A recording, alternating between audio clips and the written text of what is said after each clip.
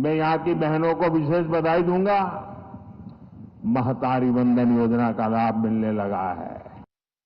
Congress party को जनता ने बार बार नकारा है, लेकिन इसके बावजूद भी कांग्रेस पार्टी तुष्टीकरण की राजनीति से पर आमदा है। मैंने कांग्रेस के मैनिफेस्टो को देखा, मुझे आश्चर्य हुआ कि यह कांग्रेस पार्टी का मैनिफेस्टो है या मुस्लिम लीग का मैनिफेस्टो है।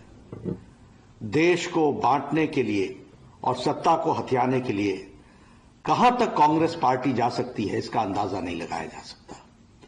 जिस मुस्लिम लीग ने 1929 में धर्म के आधार पर आरक्षण की बात कही थी, आज उसी बात को कांग्रेस पार्टी दोहरा रही है।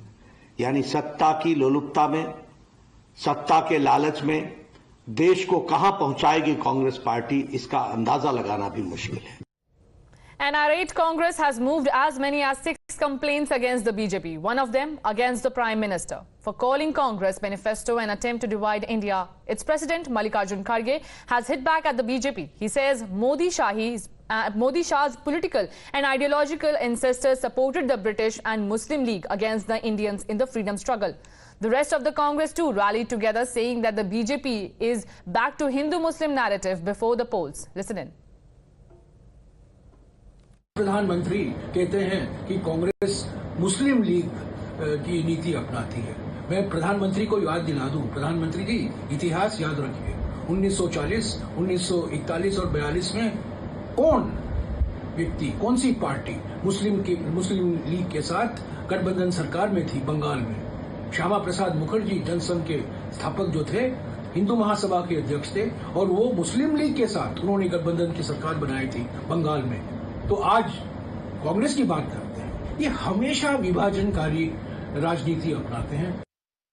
आज इलेक्शन कमीशन के सामने हमने रखी हैं, उसमें कुछ हमारी पुरानी आपत्तियां थी जिस पर अभी हम संतुष्ट नहीं हैं। जो उन्होंने बात ये कही है हमारे मैनिफेस्टो के बारे में कि झूठ का पुलंदा है, इसका हमें बड़ा दुख है, उसका कटाक्ष कर सकते हैं। लेकिन ये कहना कि एक राष्ट्रीय स्तर की पार्टी जो हमारे राष्ट्रीय आंदोलन में सम्मिलित रही, लेकिन ये कहना कि एक राष्ट्रीय स्तर की पार्टी जो हमारे राष्ट्रीय आंदोलन में सम्मिलित रही, वो ऐसा झूठ का पुलंदा अपने मैनिफेस्टो में लिखेगी, जबकि एक बहुत अच्छा मैनिफेस्टो लिखा गया है जिसमें कि जो पार्टियां आज़ादी का विरोध कर रही थी या हमारे सेक्युलर समाज का विरोध कर रही थी, उन पार्टियों का ये मैनिफेस्टो लगता है। हमने कई मुद्दे उठाए, जिस तरह से प्रधानमंत्री ने हमारे मैनिफेस्टो को मुस्लिम लीग का दर्जा दिया, उस पर हमने घोर आपत्ति दर्ज कराई। प्रधानमंत्री की होर्डिंग्स जो यूनिवर्सिटीज में लगी हैं, उस पर भी हमने अपनी बात रखी। और जो यूट्यूब के चैनल्स बिना कारण बताए ministry of information and broadcasting बंद कर रही है, उनके अधिकार क्षेत्र में नहीं है क्योंकि अभी चुनाव घोषित किए जा चुके हैं। चुनाव आयोग को इसकी अनुशंसा करनी चाहिए, जिसको भी वो हटाना चाहें या नहीं हटाना चाहें। मिनिस्ट्री अभी एक केयर टेकर सरकार की है, उनका ये अधिकार नहीं है कि फ्रीडम ऑफ स्पीच पे इस तरह से पाबंदियां लगाएं। Mr. Nadda's utility in the BJP is to go and receive the Prime Minister when he comes from his overseas tour.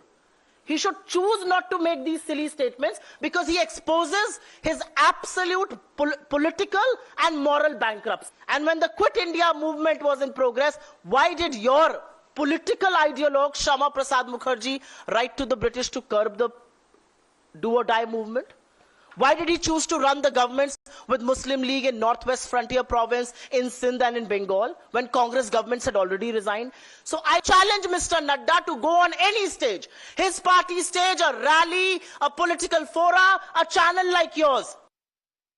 Now, not just the Congress, but its allies have also lashed out at the BJP, saying the manifesto will not divide India, but make it stronger. Listen. Well, I'm amazed that people in the BJP have the time to read the Muslim League manifesto. I have never read the Muslim League manifesto. I have no interest in reading the Muslim League manifesto.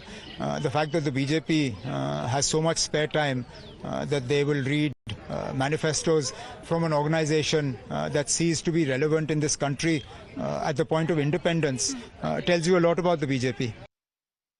I don't think the manifesto is to break the country.